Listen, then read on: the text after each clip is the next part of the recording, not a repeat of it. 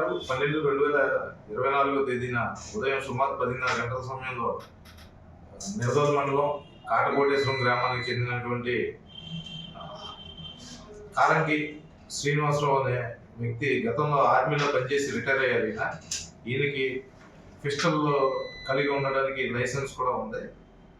ఆ పిస్టల్ యొక్క లైసెన్స్ని తనిఖీ చేయించుకోవాలన్న ఉద్దేశంతో ఆయన నిర్దోలు పోలీసు సర్కిల్ కార్యాలయానికి వచ్చారు.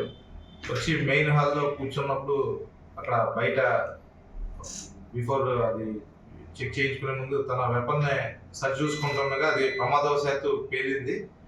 అది అదృష్టవశాత్తు అది రౌండ్ కింద నేల మీద తగలడం వల్ల ఆ స్ప్లింటర్స్ ఆయన కాలికే కొద్దిగా చిన్నగా గీరుకోవడం వల్ల పెద్ద ప్రమాదం అనేది లేకుండా బయటపడింది. ఆ సమయంలో చుట్టుపక్కల కూడా దగ్గరలో ఎవరో లేకపోవడం కూడా ఇటువంటి ప్రమాదం జరగలేదు.